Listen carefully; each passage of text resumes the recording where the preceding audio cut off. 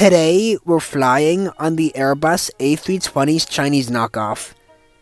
Yep, everything has a cheap Chinese knockoff, and commercial airliners are no different. Basically, if you aren't familiar with the aircraft manufacturer Comac, they're Chinese, and they've made a couple of commercial aircraft to serve Asia, but primarily their home country China. In 2023, they came out with the C919, which can way too easily be confused for an A320. There have only been just over 100 919s built, so what's it like flying on the A320's Chinese knockoff? Well, there's only one correct way to find out. The plan today is to depart Beijing, where we left off last time, on a very long Air China 747 flight, and stay with them on their C919 over to Hangzhou.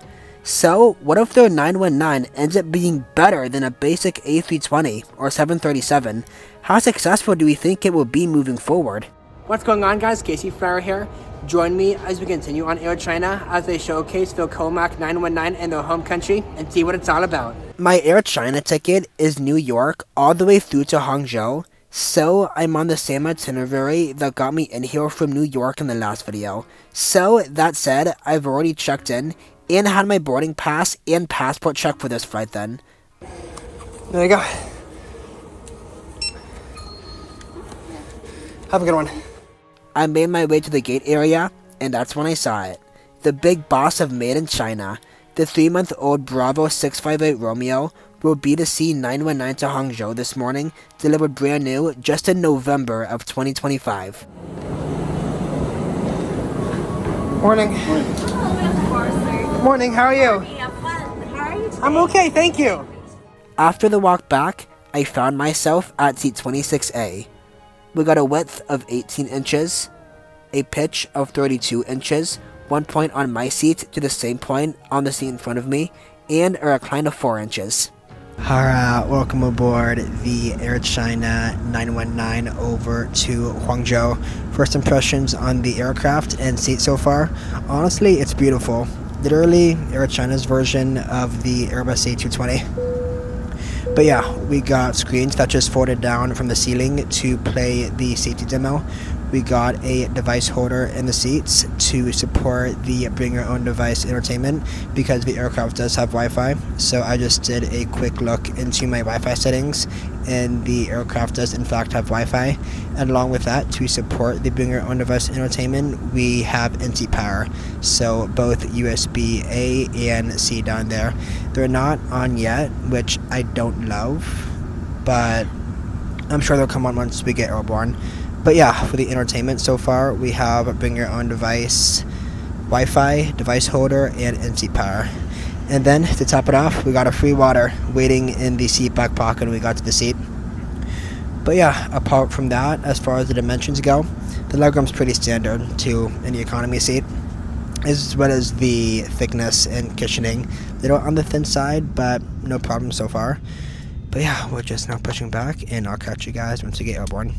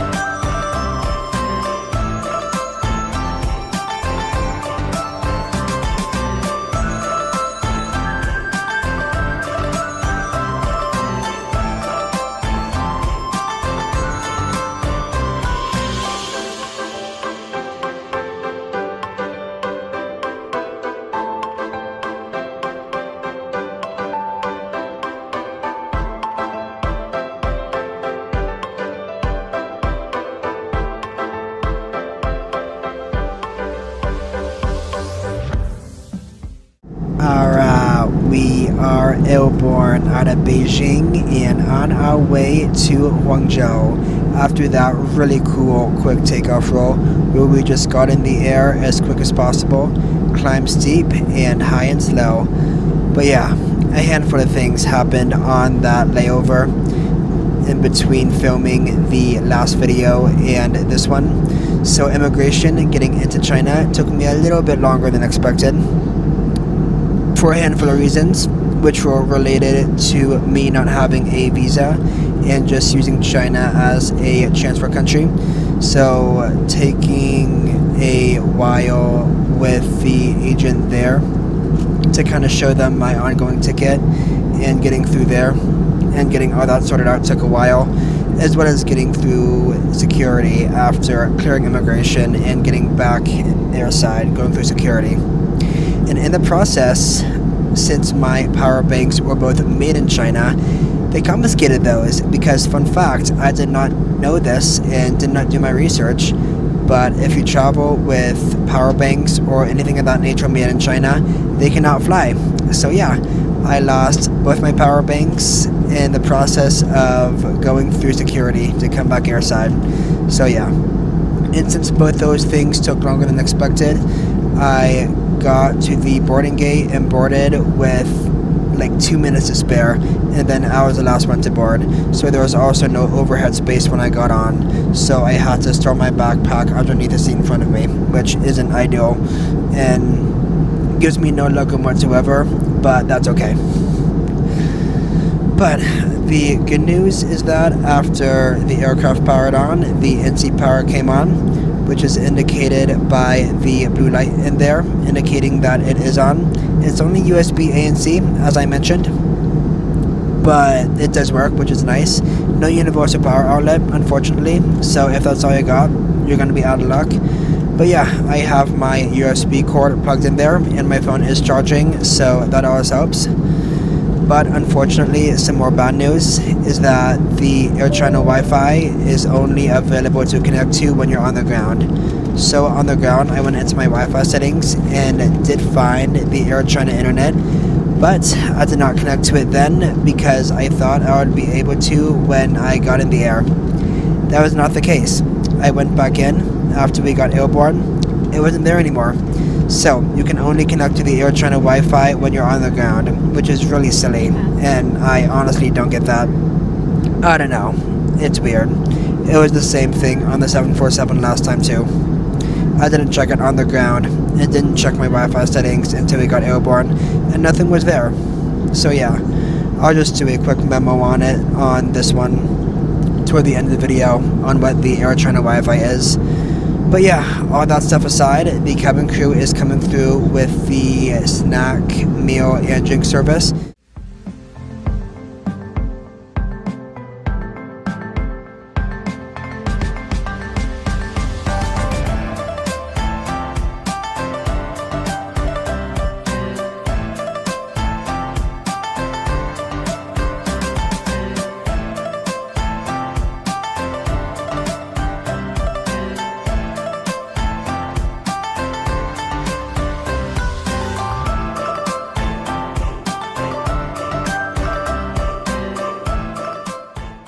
Alright, it's lunchtime on the Air China Comac 919. So they're giving everyone this sort of pizza here, kind of meat pizza with some sort of meat, chicken maybe, and what looks like pineapple.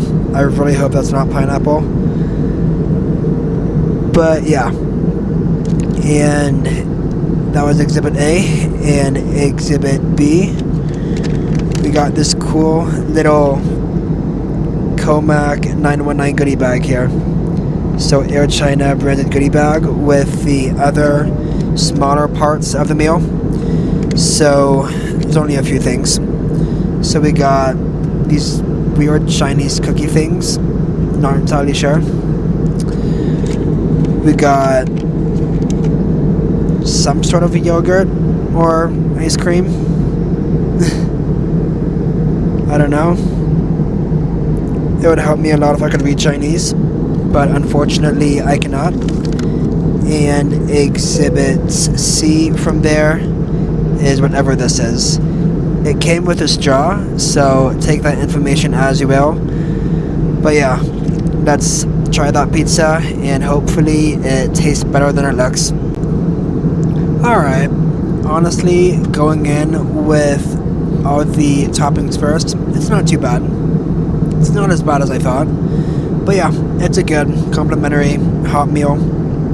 You can't really taste the meat and other toppings that much, but I mean, it's pretty filling as it is for what it is.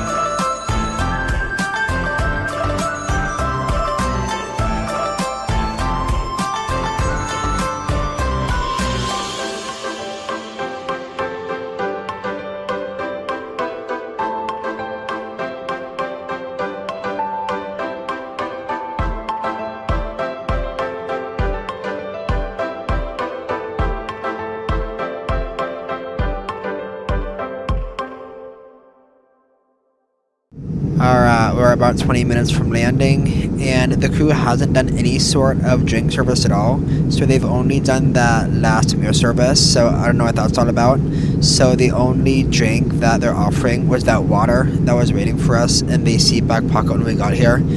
So yeah, the only service they did was that meal service. But yeah, we'll be on the ground very shortly.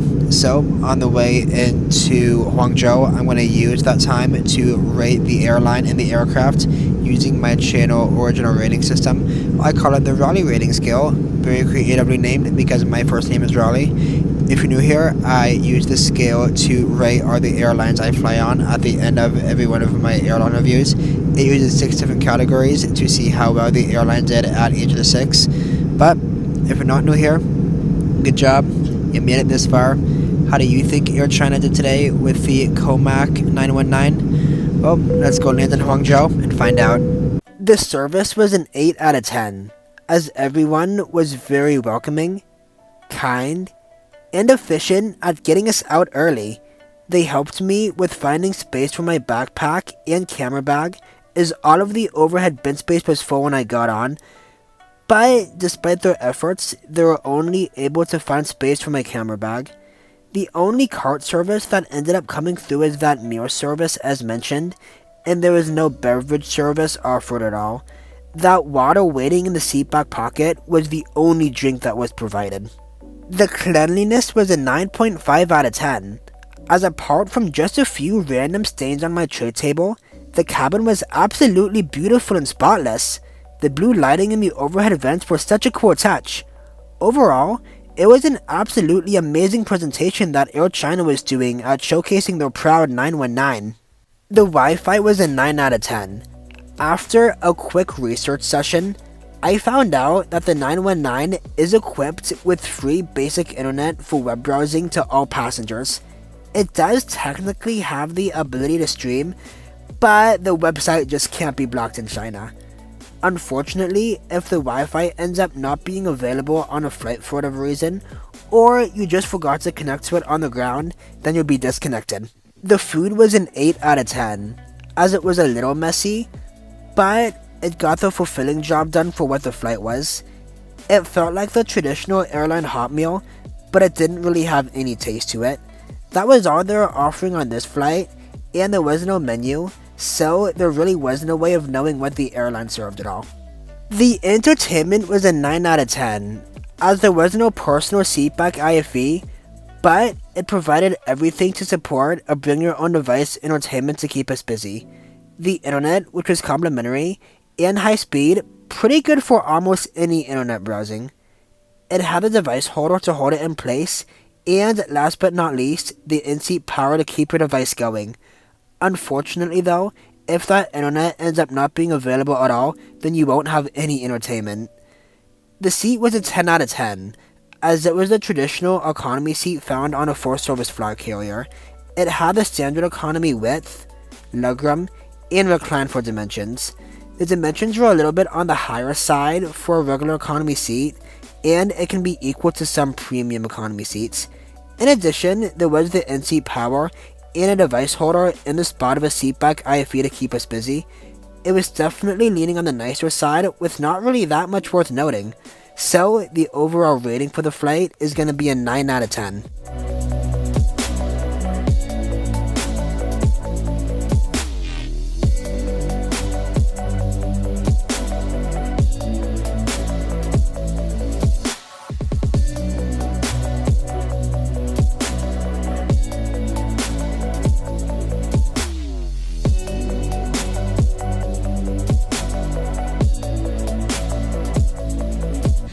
It was pretty cool nonetheless, and they made it really clear that they take pride in their Comac 919 as a flag carrier of China. They were pretty much just putting it on display for us as passengers.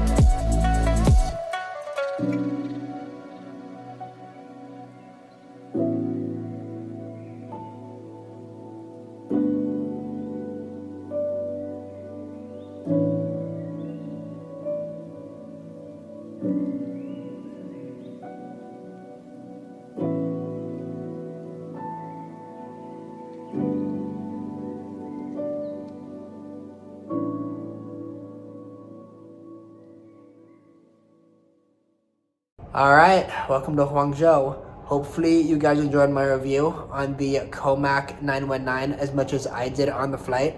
My final thoughts on it? Yeah, it was pretty much just a Chinese copy of an A320 or an A220. It had the exterior of an A220 and the interior cabin of an A320. But nonetheless, I thought it was really well done. I liked it. It was really nice inside. I trust it. I would definitely take it again. But yeah, I got my connecting flight leaving in about an hour and a half, so I'm gonna go run and catch that. So I look forward to bringing you guys on the next airline on the next adventure. Bye for now.